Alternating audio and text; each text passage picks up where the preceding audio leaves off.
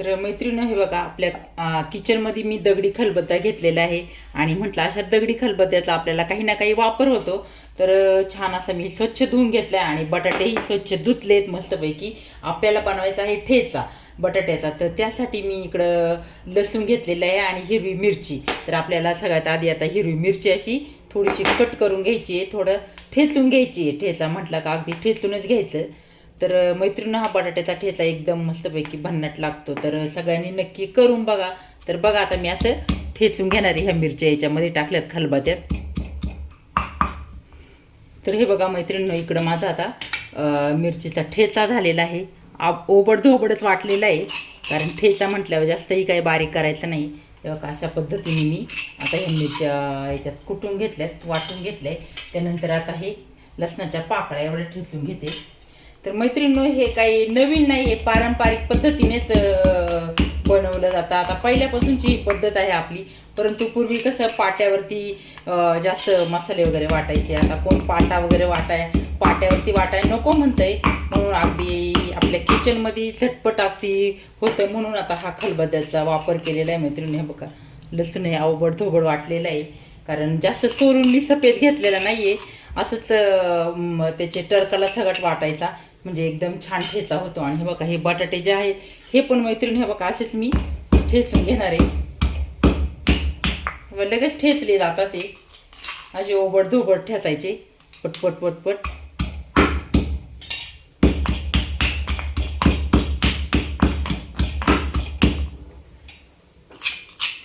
आणि हा ठेचा एकदम छान होतं मैत्रिणी. तर आमची आजीबाई पहिले असं पाट्यावरतीच ठेचून करायची. तर म्हटलं चला आता आपण खलबत्ता घेतलेला आहे, खलबत्त्याचाही काहीतरी वापर होईल म्हणून. हे बघा असं ओबड धोबड आता हा बटाटा ठेचलेला आहे. अशा पद्धतीने आता मी हे सगळेच बटाटे एक एक करून ठेचून घेणार आहे मैत्रिणी. एक दोन असं याचा हा दांडा असतो ना बत्त्याचा, याच्यावरती मारला का एकदम मस्तपैकी बघा झालेला आहे हा पण बटाटा वाटून. ओबड धोबडच वाटायचं आहे मैत्रिणी. हे बघा असल्या पद्धतीने आता हे सगळे बटाटे मी असे ठेचून घेते.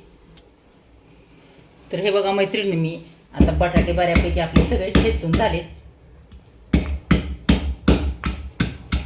असे करून आता मी सगळे बटाटे हे ठेचून घेतलेत, बघू शकता इकडं खलबत्त्यामध्ये. तर चला आता मी काढून घेते सगळं.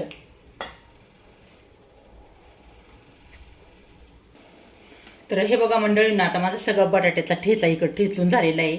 मिरची वगैरे आणि लसूण सगळं ठेचून झाले. आता इकडे आपल्याला जिरी मोहरी टाकायची आहे, म्हणून मसाल्याचा डब्बा घेतलेला आहे. इकडे मी तवा तापायला ठेवलेला आहे. आता चला आपण एक ओघळीभर तेल आता तव्यावरती टाकून घेणार आहे.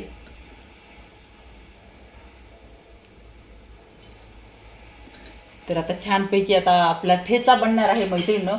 कारण आपण बटाट्याचे वेगवेगळे पदार्थ करतोच, परंतु असा ठेचा काही जास्त करत नाही आहे. चकली बनवतो, बटाट्याची भाजी बनवतो, परंतु म्हटलं चला असा मस्तपैकी ठेचा आज बनवा. आता जिरी मोहरी मी टाकलेली आहे तेलामध्ये. आता आपण अशी छान परतू देऊ. इकडे मस्तपैकी जिरीचा आणि मोहरीचा तडका बसलेला आहे. त्यानंतर आपण जे काही हिरव्या मिरचीचं वाटण केलं मैत्रिणी ते, त्यानंतर लसूण ठेचून घेतलेला आहे ते ॲड करू. थोडासा कढीपत्ता.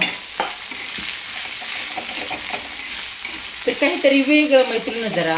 आणि हा ठेचा तर एकदमच भारी लागतो, मी नक्की करून बघा. आता याच्यामध्ये थोडीशी हळद पावडर आपण टाकून घेणार आहे. आता जास्त काय मसाले ॲड करणार नाही आहे, कारण हिरवी मिरचीचा ठेचा टाकलेला आहे.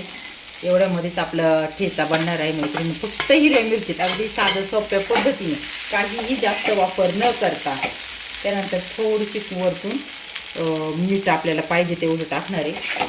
तर चला असं मस्तपैकी आता आपण परतून घेऊ हा ठेचा. तर बघू शकता मैत्रिणींना आपला बटाट्याचा ठेचा आता 2 मिनिट आहे ना मी वाफ दाबाय ठेवणार आहे अगदी कमी गॅसवरती. 2च मिनिटामध्ये आता हे आपला ठेचा शिजणार आहे मैत्रिणींनो. तर चला आता आपण झाकून काढून बघू आपला ठेचा कितपत शिजलेला आहे मंडळींनो. तर हे बघा एकदम मस्तपैकी वाफ बसली आणि आता हा ठेचा झालेला आहे. जास्त काही वेळ लागत नाही, काय नाही मैत्रिणींनो. तर याच्यावरती आपण थोडीशी वरतून कोथिंबीर ॲड करणार आहे.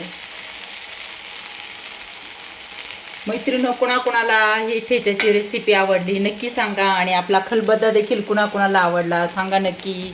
जर आपला व्हिडिओ आवडला असेल तर एक लाईक करा नक्की आणि सबस्क्राईब करा. तर चला मैत्रिणींनो, भेटूया अशाच पुढच्या नवीन नवीन रेसिपीसोबत. तोपर्यंत सगळ्यांना बाय बाय मंडळींनो.